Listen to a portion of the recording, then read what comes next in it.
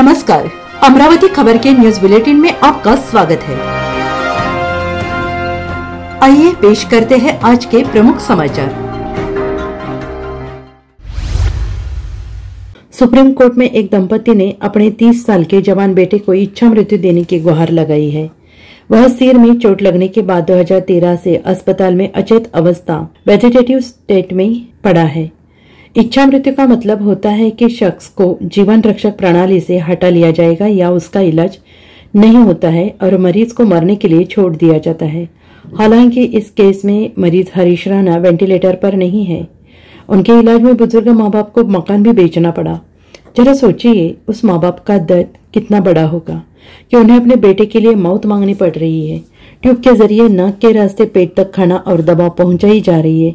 इच्छा मृत्यु का मतलब होगा कि उस ट्यूब को हटा लिया जाए। यह तब है जब अपने माता पिता की हरीश इकलौती संतान है। सुप्रीम कोर्ट ने इस याचिका पर केंद्र सरकार से जवाब मांगा है। शीर्ष अदालत ने कहा कि निष्क्रिय इच्छा मृत्यु पैसिव यूथेनेसिया की अनुमति देने के बजाय यह मरीज को उपचार और देखभाल के लिए सरकारी अस्पताल या इसी तरह के स्थान पर शिफ्ट करने की संभावना तलाशेगी।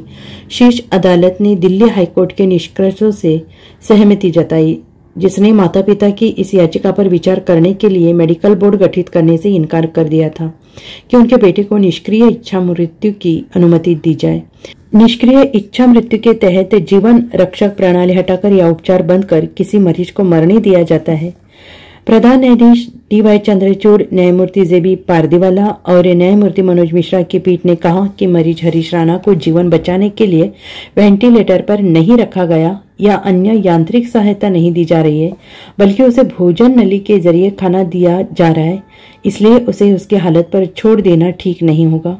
माँ बाप ने मकान भी बेच दिया। अदालत ने इस तथ्य पर भी विचार कर दिया है कि एक इमारत की चौथी मंजिल से गिरने के बाद मरीज 11 साल से अचेतावस्था में है और उसके बुजुर्ग माता पिता को उपचार के माध्यम से जीवन निर्वाह करना कठिन हो रहा है, क्योंकि उन्होंने अपना मकान भी बेच दिया है। पीठ ने कहा कि राणा को निष्क्रिय इच्छा मृत्यु की अनुमति देने के लिए मेडिकल बोर्ड गठित करने की माता पिता की याचिका को उच्च न्यायालय ने सही रूप से खारिज किया, क्योंकि कोई भी चिकित्सा पेशेवर किसी ऐसे मरीज को कोई पदार्थ देकर मौत का कारण नहीं बनेगा जो बिना किसी यांत्रिक या वेंटिलेटर सहायता का जीवित है।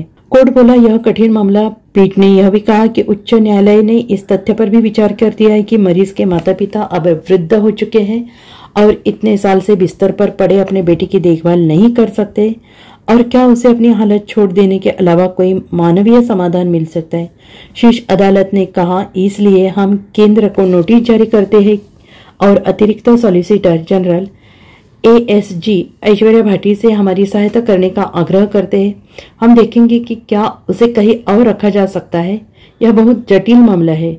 बाद में पीठ ने अन्य एक मामले में अदालत में उपस्थित भाटी से पूछा कि क्या राणा को किसी अस्पताल में भर्ती कराने की कोई संभावना है जहां उसकी देखभाल की जा सके।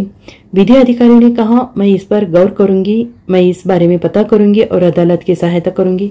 जुलाई में उच्च न्यायालय ने राणा के मामले को मेडिकल बोर्ड को भेजने से इनकार कर दिया था। याचिका के अनुसार याचिकाकर्ता करीब 30 साल का पंजाब विश्वविद्यालय का छात्र था और 2013 में अपने पेइंग गेस्ट आवास की चौथी मंजिल से गिरने के कारण उसके सिर में चोटें आई थी। याचिका में कहा था कि याचिकाकर्ता के परिवार ने उसका इलाज करने की पूरी कोशिश की है, लेकिन उसकी हालत में कोई सुधार नहीं हुआ है। अमरावती खबर इस YouTube चैनल को लाइक करें, सब्सक्राइब करें तथा शेयर करें।